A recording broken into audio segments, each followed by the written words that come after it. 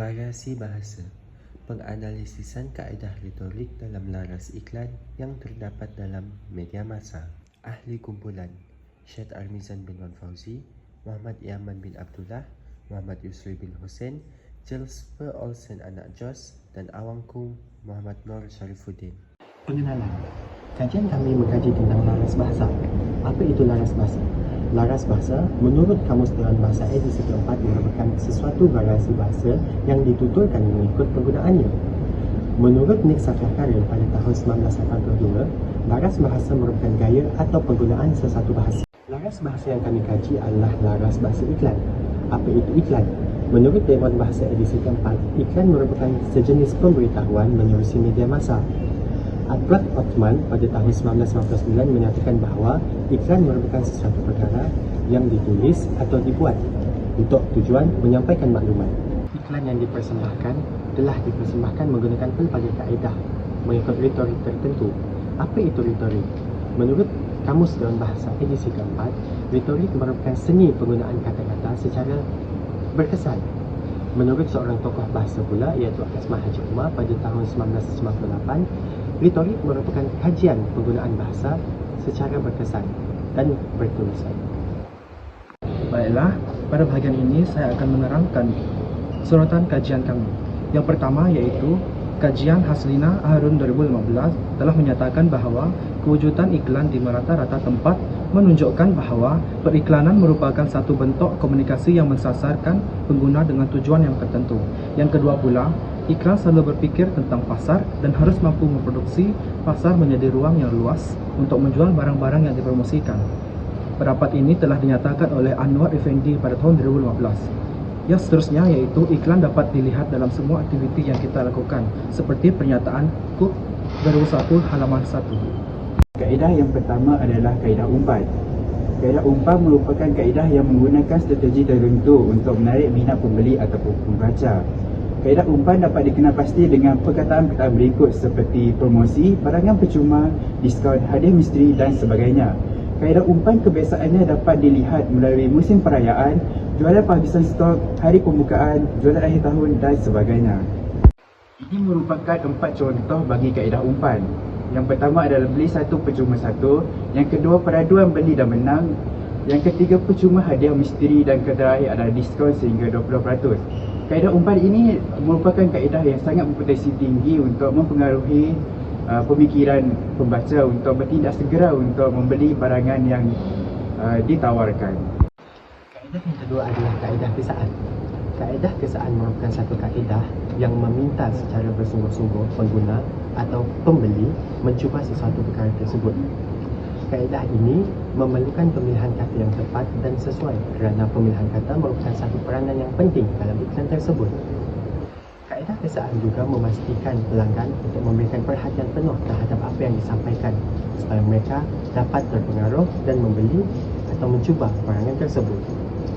Ini merupakan contoh iklan yang menggunakan kaedah kesaan. Keempat-empat iklan tersebut menggunakan ayat untuk menggesa pengguna atau pembeli mencuba barangan mereka. Sebagai contoh, iklan yang pertama, mereka menggunakan ayat jadi antara yang pertama untuk mencuba. Kaedah yang ketiga iaitu kaedah pemesraan. Kaedah pemesraan merupakan kaedah yang dapat menarik minat pembaca atau pendengar untuk membeli sesuatu barang atau produk. Mesej yang disampaikan dapat memberi perasaan kepada pelanggan sasaran. Malahan, kaedah pemesraan juga mampu membuatkan pelanggan sasaran berasa mesra dengan produk yang diiklankan. Kaedah ini juga digunakan apabila sesuatu barangan baru yang ingin dikeluarkan oleh sesuatu syarikat. Baiklah, ya seperti yang dapat kita lihat di hadapan skrin ini, keempat contoh gambar tersebut merupakan iklan yang menggunakan kaedah pemesraan.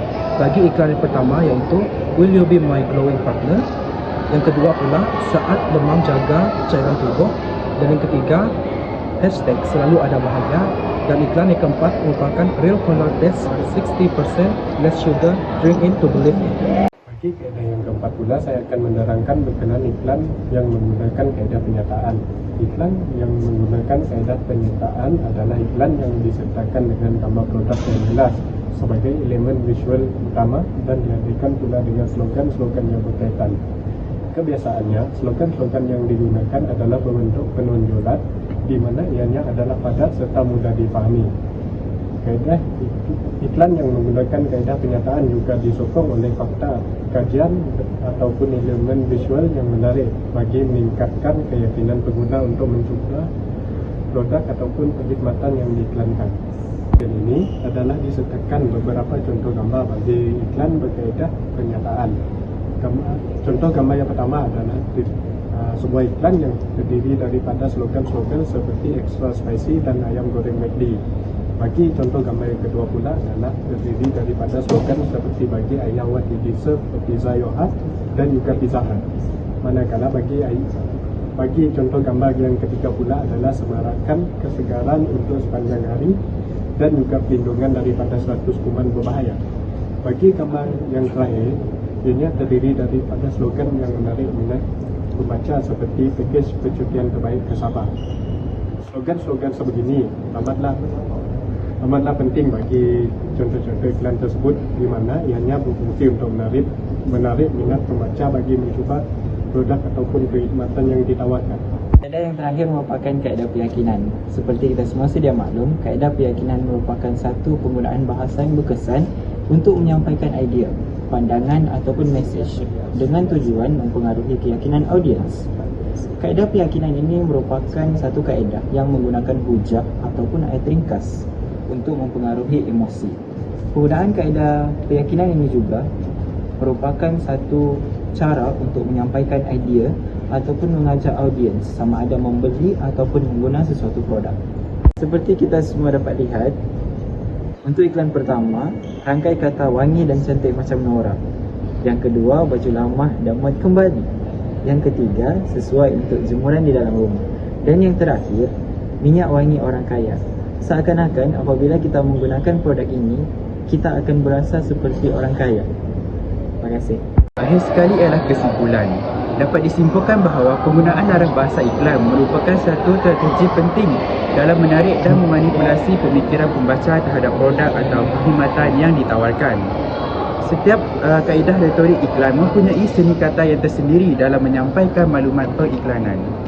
Oleh itu, mereka yang menggunakan kaedah periklanan perlulah bijak menggunakan retorik iklan yang berkesan dan sesuai bagi memastikan keberkesanan dalam periklanan dapat dicapai bagi menarik sasaran dalam perniagaan.